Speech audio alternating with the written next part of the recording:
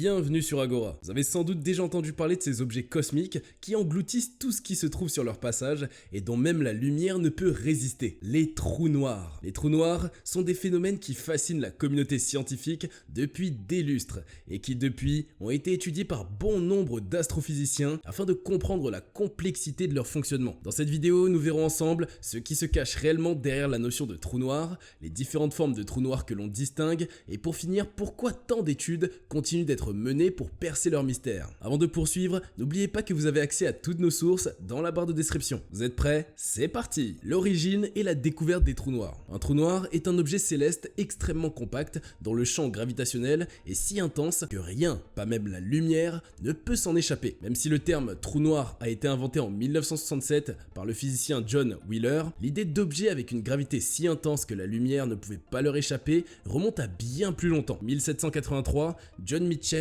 un ecclésiastique anglais et scientifique amateur, a émis l'hypothèse que la loi de gravitation de Newton suggérait l'existence de tels objets. En supposant que la lumière est constituée de particules, il a conclu que la gravitation devrait également affecter la lumière et a imaginé des corps si compacts que leur champ de gravité empêcherait la lumière de s'échapper, qu'il a baptisé étoile noire. Mitchell a également suggéré que ces corps invisibles pourraient être détectés grâce aux effets de leur champ de gravité, mais cela était en contradiction avec la mécanique newtonienne qui ne considère pas la gravitation comme ayant un effet sur la lumière. Ce n'est qu'au début du XXe siècle que la théorie de la relativité générale d'Albert Einstein a permis de comprendre que des étoiles massives pouvaient s'effondrer sous leur propre gravité à la fin de leur vie pour se transformer en trous noirs. Bien qu'Einstein n'ait jamais accepté l'existence de ces objets étranges, d'autres scientifiques ont confirmé leur réalité. Bien plus tard, en 1970, un événement cosmique a captivé l'attention de 3 astronomes, la découverte d'un objet étrange en orbite autour d'une étoile lointaine. Les astronomes britanniques Louise Webster et Paul Murdin, ainsi que l'étudiant Thomas Bolton de l'université de Toronto, ont indépendamment annoncé leur découverte,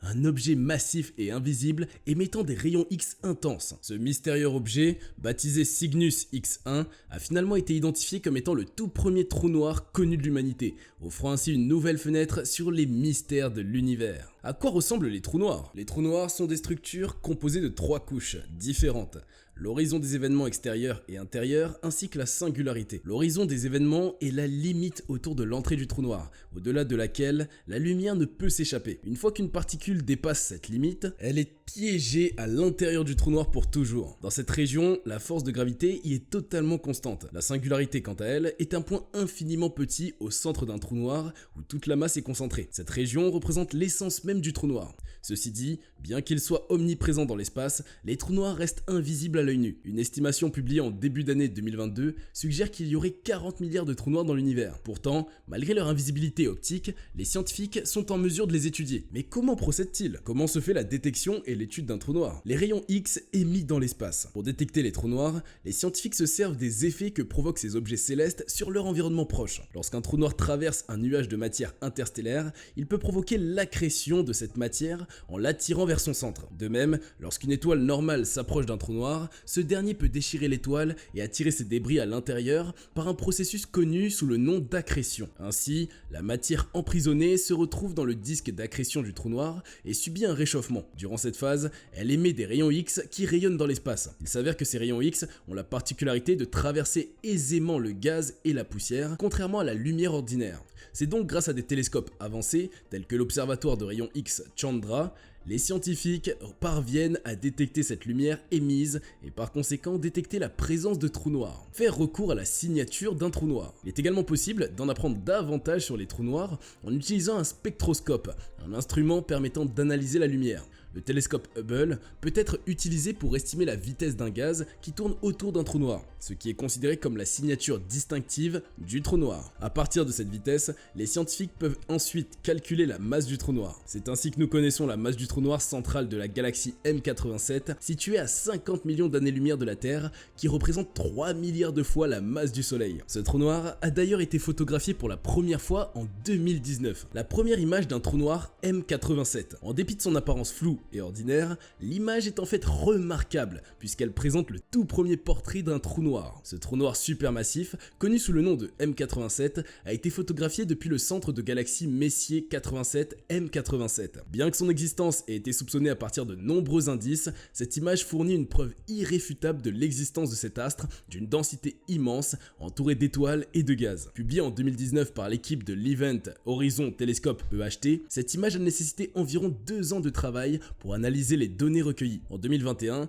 une nouvelle représentation du trou noir géant situé au centre de la galaxie M87 a été dévoilée. Cette vue offre un aperçu de la structure immense de l'objet céleste en utilisant la lumière polarisée qui possède une orientation et une intensité lumineuse distinctes de la lumière non polarisée. En raison de cette différence, la nouvelle image permet d'observer le trou noir avec une précision encore plus grande. La présence de polarisation est un indicateur de la présence de champs magnétiques et l'image montre clairement que l'anneau du trou noir est magnétisé. Quels sont les différents types de trous noirs? À ce jour, 3 catégories de trous noirs ont été répertoriées par les astronomes. Les trous noirs stellaires, les trous noirs supermassifs et les trous noirs intermédiaires. Trous noirs stellaires. Lorsqu'une étoile épuise son combustible nucléaire, elle peut subir un effondrement gravitationnel. Pour les petites étoiles, c'est-à-dire qui disposent environ 3 fois la masse du Soleil, le nouveau noyau deviendra une étoile à neutrons ou une naine blanche. Mais lorsqu'une étoile plus grande s'effondre, elle continue à se comprimer et donne naissance à un trou noir stellaire. Les trous noirs stellaires sont relativement petits mais incroyablement denses. Ils consomment la poussière et le gaz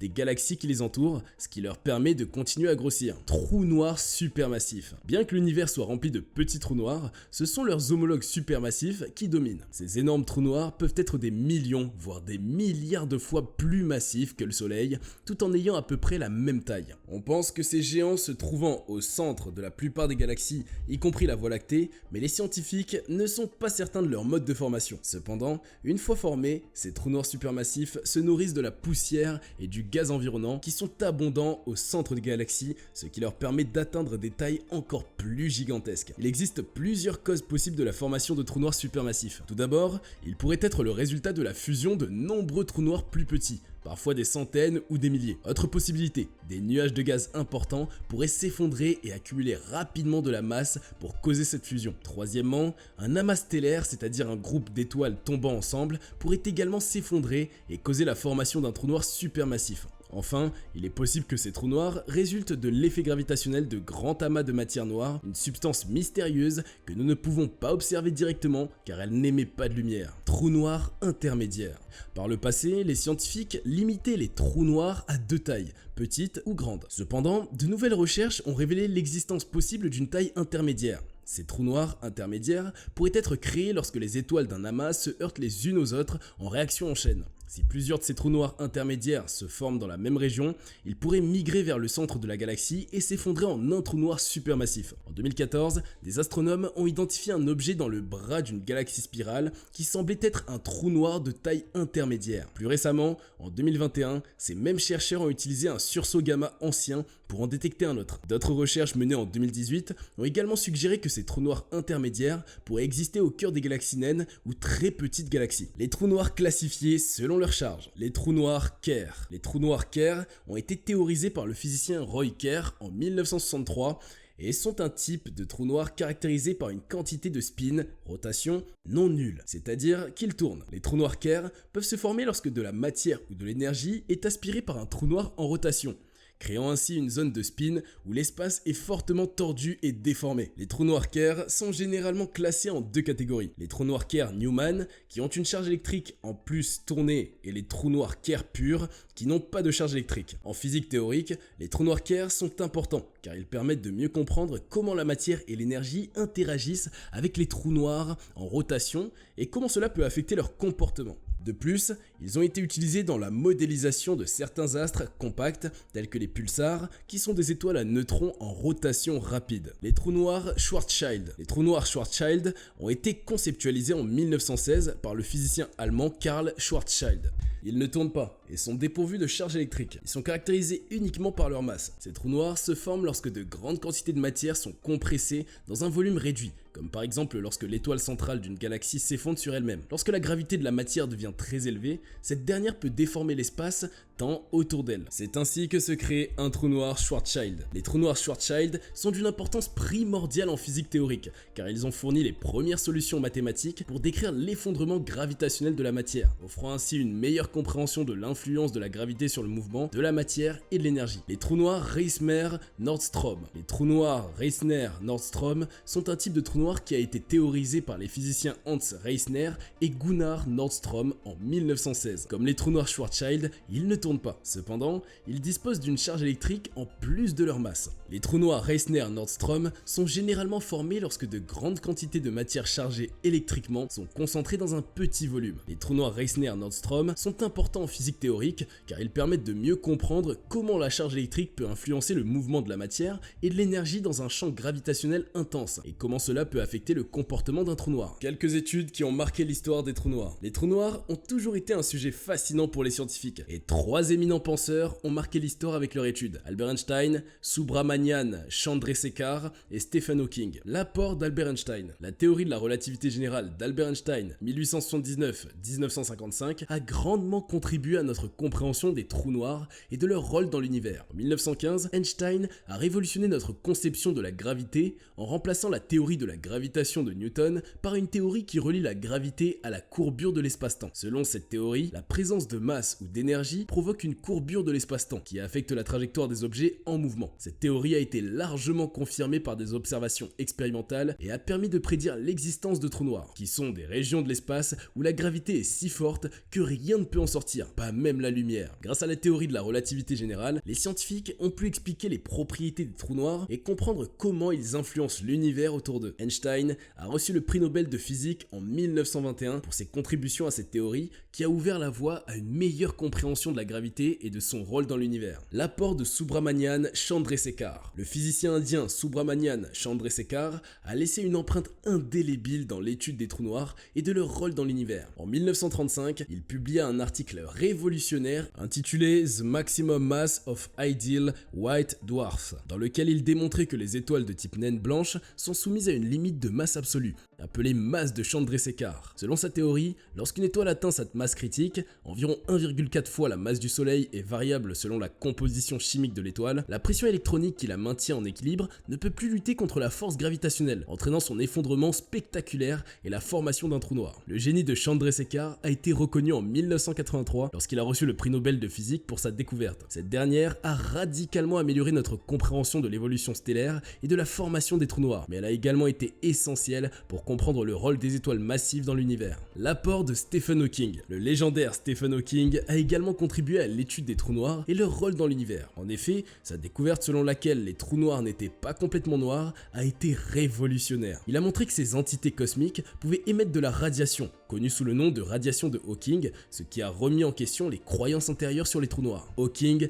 a expliqué que les trous noirs ne sont pas vides, mais qu'ils sont remplis de particules et d'antiparticules qui se créent et se détruisent constamment. En outre, il a montré comment cette radiation pouvait conduire à une perte de masse du trou noir, ce qui a permis de mieux comprendre leur évolution. En outre, il a travaillé sur la thermodynamique des trous noirs, ce qui a conduit à une meilleure compréhension de la seconde loi de la thermodynamique dans le contexte des trous noirs. En plus de ses travaux sur les trous noirs, Hawking a également apporté des contributions importantes à la cosmologie et à la relativité générale. Il a reçu de nombreux prix pour ses découvertes et est devenu une figure très respectée dans la communauté scientifique. Ce qui se passerait si l'on tombait dans un trou noir. La spaghettification des corps. Pour comprendre ce qui se passerait si vous vous retrouviez aspiré par un trou noir, il est important de rappeler que c'est une zone de l'espace où la gravité est tellement forte qu'elle attire tout. Mais que se passerait-il si vous vous trouviez sur la trajectoire d'un tel monstre cosmique? Malheureusement, la réponse est assez terrifiante. À mesure que vous vous rapprocheriez du trou noir, vous seriez happé de plus en plus fort par l'incroyable force gravitationnelle qu'il exerce. Cette force augmente de manière exponentielle à mesure que vous vous rapprochez,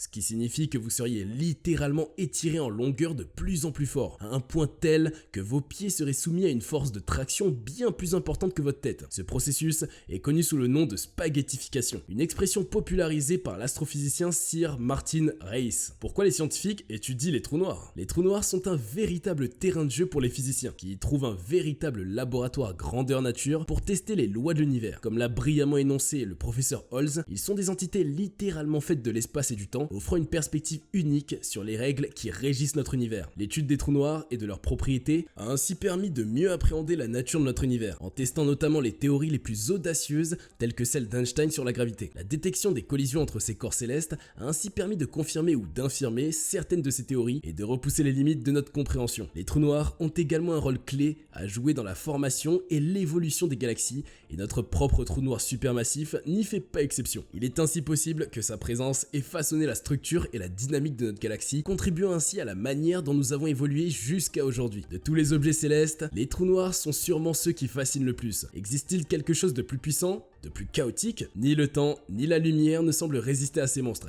qui brillent pourtant par leur taille infinitésimale. Pas étonnant que la première photo de Sagittarius A ait fait tant de bruit dans la communauté scientifique et même à l'échelle mondiale. C'est déjà la fin de la vidéo, nous espérons qu'elle vous aura plu. Si tel est le cas, faites-le nous savoir en cliquant sur le bouton j'aime. Nous vous invitons également à vous abonner et à activer la cloche de notification pour ne rater aucune de nos prochaines vidéos. Merci et à bientôt sur Agora.